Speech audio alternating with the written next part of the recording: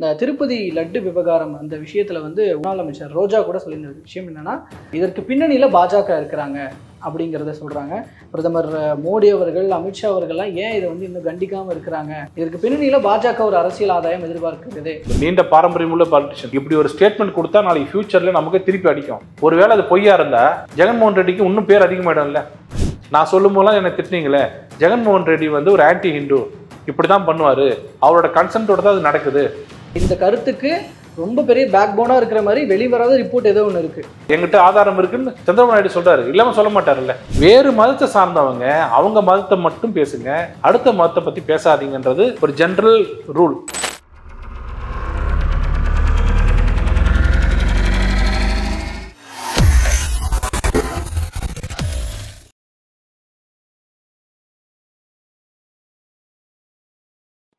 தமிழ் நேயர்கள் அனைவருக்கும் அன்பு வணக்கம். இன்றைய சிறப்பு நேர்காணலில் நம்மோடு இணைந்திருக்கிறார் வழக்கறிஞரும் பாஜகவை சேர்ந்தவருமான திரு குமரகுரு அவர்கள். அவரிடம் தற்போது பேசுபொருளாக உள்ள அரசியல் நிகழ்வுகள் குறித்தும் வழக்குகள் குறித்தும் பேசியிருக்கிறோம். பேசலாம். வணக்கம் சார். வணக்கம். நல்லா இருக்கீங்களா? ரொம்ப நாள் கழிச்சு சந்திக்கிறோம். ஸோ இந்த திருப்பதி லட்டு விவகாரம் அந்த விஷயத்துல வந்து உச்சநீதிமன்றம் வந்து இப்போ ஆந்திர அரசுக்கும் சந்திரபாபு நாயுடுக்கும் ஒரு குட்டு வச்ச மாதிரி சில விஷயங்களை சொல்லியிருக்கிறாங்க. இதுல வந்து ஒரு ப்ராப்பரான முகாந்திரம் இல்லை, அதற்குள்ள எதற்காக நீங்க வந்து ப்ரெஸ் மீட்டில் வச்சு இப்படி மக்களுக்கு தெரியப்படுத்தி இந்த மாதிரி ஒரு விஷயத்த பண்ணீங்க அப்படின்னு சொல்லி இந்த விஷயம் ஒரு பக்கம் பேசு பொருளாகிறதுல இன்னொரு ஆங்கிளில் வைக்கிற ஒரு விஷயம் முன்னாள் அமைச்சர் ரோஜா கூட சொல்லியிருந்த விஷயம் என்னன்னா, இதற்கு பின்னணியில பாஜக இருக்கிறாங்க அப்படிங்கிறத சொல்றாங்க. பிரதமர் மோடி அவர்கள், அமித்ஷா அவர்கள்லாம் ஏன் இதை வந்து இன்னும் கண்டிக்காம இருக்கிறாங்க, இதற்கு பின்னணியில பாஜக ஒரு அரசியல் ஆதாயம் எதிர்பார்க்கிறது. இப்போ இன்னும் 10வது வரைக்கும் அவங்க கூட்டணியில் வேற இருக்கிறாங்க. ஸோ இந்த காரணங்கள்லாம் வச்சு பாஜகவுக்கு எதிராக இந்த கருத்துக்கள் வைக்கப்படுது. இல்ல, இந்த கருத்தை வந்து ஆந்திர மாநிலத்தோட பாஜக தலைவர் சொல்லியிருந்தாருன்னா மோடி அவர்களும் அமித்ஷா அவர்களும் கண்டிப்பாங்க. இதை சொன்னது அந்த நாட்டோட சட்டம் ஒழுங்கை கையில் வச்சிருக்கிற ஒரு சிஎம். அவருக்கு என்ன இன்ஃபர்மேஷன் வந்து உங்களுக்கும் தெரியாது, எனக்கும் தெரியாது. அவருக்கு ஒரு இன்ஃபர்மேஷன் ஆத்தென்டிக்கா வருது. அவர் சாதாரண பாலிட்டிஷியன் கிடையாது, அவரும் நீண்ட பாரம்பரியம் உள்ள பாலிட்டிஷியன். இப்படி ஒரு ஸ்டேட்மெண்ட் கொடுத்தா நாளைக்கு ஃபியூச்சர்ல நமக்கு திருப்பி அடிக்கும். ஒருவேளை அது பொய்யா இருந்தா ஜெகன்மோகன் ரெட்டிக்கு இன்னும் பேர் அதிகமாயிடும்ல, பவுன்ஸ் பேக் ஆகும்ல. எப்பவுமே அதெல்லாம் தெரியாத அரசியல்வாதி கிடையாது. அவருக்கு ஏதோ சீக்ரெட் இன்ஃபர்மேஷன் ஒன்று கிடைச்சிருக்கு, ஆத்தென்டிகேட்டட் சோர்ஸ் கிடைச்சிருக்கு, அதை வச்சு அவர் இந்த ஸ்டேட்மெண்ட் கொடுக்குறாரு. சுப்ரீம் கோர்ட் சொல்றது ப்ரீ மெச்சூர்டுன்றாங்க. எதுவுமே ஆதாரம் இல்லாம எதுக்கு இப்ப அவசரப்பட்டு சொல்லி மக்கள் மத்தியில வந்து மணி ஆகுது அப்படின்னு சொல்லுவாங்க. இது பியூர் அரசியல், அந்த ஊர் அரசியல். அந்த ஊர்ல என்ன சொல்றாங்கன்னா, நீங்களாம் சொன்னீங்களே, நான் சொல்லும் போதெல்லாம் என்ன திட்டினீங்களே, ஜெகன்மோகன் ரெட்டி வந்து ஒரு ஆன்டி ஹிந்து, இப்படிதான் பண்ணுவாரு, அவரோட கன்சென்ட்டோட தான் அது நடக்குது அப்படின்னு எப்படி ஸ்டாலின் கரூர்ல சொன்னாரு பாருங்க.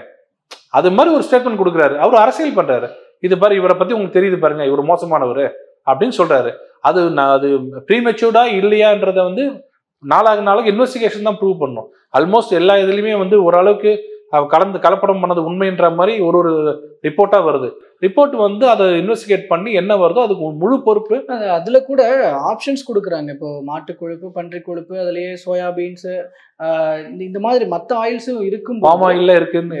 அதுல ஏன் எக்ஸாக்டா மாட்டு கொழுப்பு எண்ணெய் தான் அதுதான் அவரு கோர்ட் கேக்குறாங்க. இல்ல, அதுதான் அவரு வச்சிருப்பாருங்கிற. நான் என்ன சொல்றேன்னா, அவரு ஒரு சோர்ஸ் வச்சுக்கிட்டு ஒரு சிஎம்ங்க, அவர்கிட்ட இல்லாத ஒரு பவரா அவர் வச்சிருப்பாரு. இதெல்லாம் கலந்துருக்காங்க, இப்ப சொல்ல வேண்டாம், முதல்ல ஸ்டேட்மெண்ட் கொடுப்போம், நீ முதல்ல.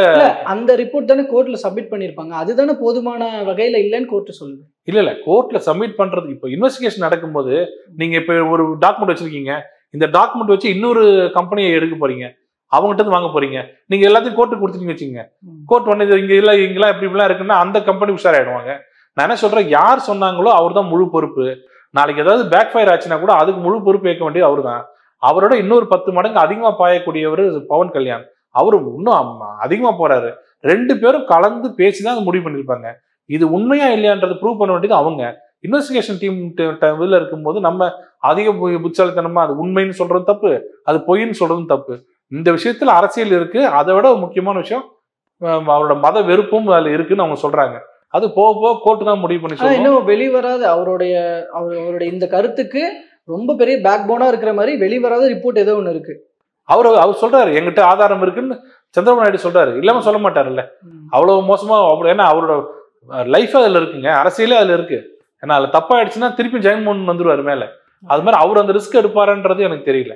ஆனா இந்த விஷயத்த சொன்ன மாதிரி ஏன் ஒரு மக்களுடைய குறிப்பாக இப்போ இந்துக்களுக்கு கொஞ்சம் அவங்களுடைய ஒரு கரிசனைகளை பெரும் அளவுக்கு இருக்கிற பாஜக வந்து ஏன் இந்த விஷயத்துல ஏன் இதை இப்படி ஹேண்டில் பண்ணாதீங்கப்பான்னு ஏன் வந்து சொல்லலை, எதுவும் ஒரு தடுக்கல, ஒரு ப்ராப்பர் கைட்லைன்ஸ் கொடுக்கலையோ மத்திய அரசு அப்படின்ற ஒரு விஷயம். இதெல்லாம் அவங்க ரோஜா சொன்ன விஷயத்தை சொல்றேன். இதுல இன்னொரு விஷயம், ஜெகன்மோகன் ரெட்டி கூட பிரதமர் மோடிக்கு எழுதின கடிதத்திலே குறிப்பிடுறாரு, அங்க தேவஸ்தானம் அவங்க போர்டுல இருக்கிறவங்கள சிலர் பாஜக இருக்கிறாங்க மேற்கோள் காட்டி சொல்றாரு.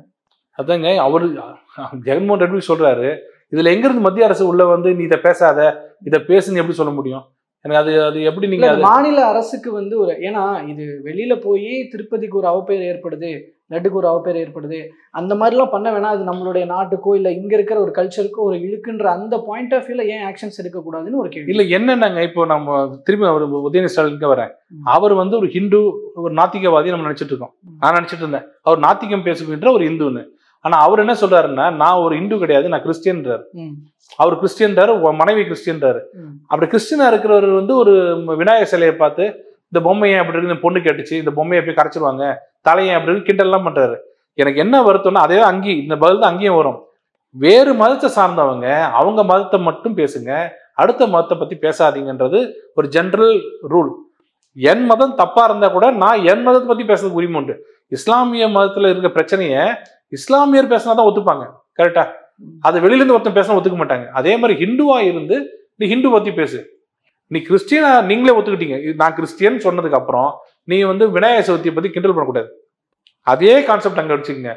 ஜெகன்மோகன் ரெட்டி கிறிஸ்டியன், அவர் இந்த மாதிரி வேலையை செஞ்சா அதோட விஷயங்கள் பல மடங்கு தவறானது.